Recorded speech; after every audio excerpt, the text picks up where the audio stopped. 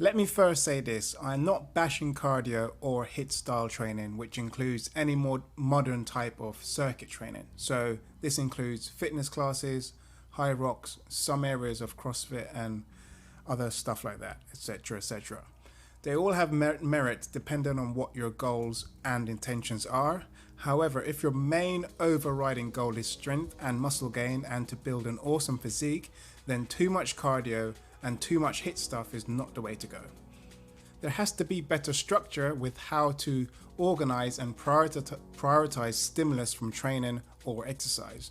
There is a place for cardio and conditioning, which are both very important. So, what I will be talking about is training stimulus adaptations and this cellular signaling for increased performance. Okay, let's unpack this.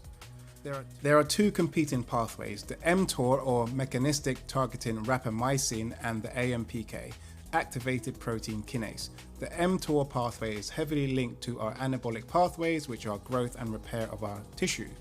That's when we take energy from food and create new cells or repair and fortify existing damaged cells. Meanwhile, the AMPK pathway is opposite and plays a role in catabolism or breakdown, taking glucose, fatty acids and amino acids, breaking them down and making energy for ATP.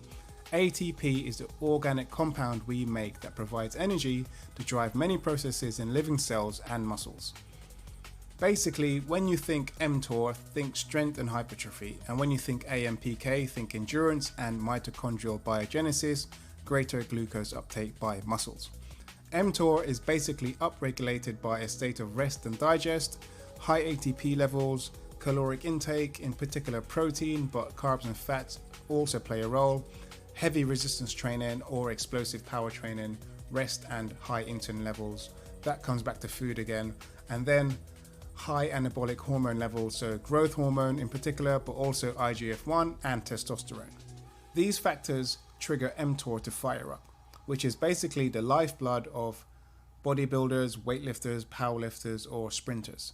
Train at high intensity in short bursts, get plenty of restful sleep, and then you're going to create these adaptations. On the other hand, AMPK is activated basically by one thing, an increased level of AMP in your muscles.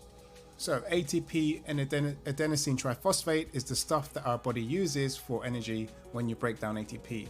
You get this energy for muscular contraction on one side of the equation, and you get a byproduct molecule called ADP, which is adenosine diphosphate on the other side of the equation. Our bodies are like factories. If we create energy, we create waste toxins on the other side of that equation. When you do moderate intensity, high volume training, that is endurance training or cardio context, ADP can be broken down further into more energy, just not as much this time. Now you have more energy and a further reduced product or a further reduced byproduct, which is AMP, adenosine monophosphate.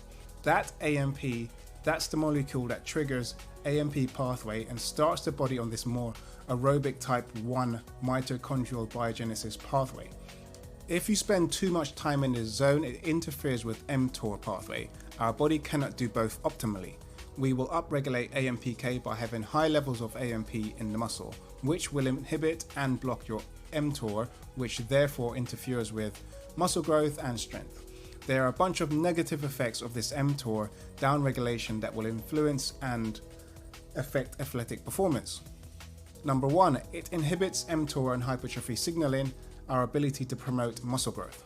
Number two, it reduces strength, speed, and power by blocking type 2 fast twitch muscle fiber adaptation and making you more type 1 muscle fiber dominant. This is both a muscular and a neural adaptation that you would want. Think type 2 sprinter and type 1 endurance runner.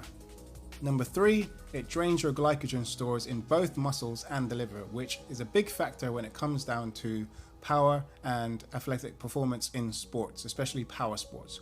One of the leading theories about what causes overtraining syndrome is the chronically low glycogen levels in the liver and muscles. If the main goal is to get stronger, leaner, and an awesome physique, which is the goal for many individuals, then the best strategy is to create a balanced program which makes logical considerations so that you are biasing strength, power, and hypertrophy adaptations. We have the option of doing high intensity work with that, sprints, interval training at high enough intensities to help you build muscle and strength while still improving aerobically. This also has a trickle down effect to stimulate more muscle growth and fast twitch fiber development.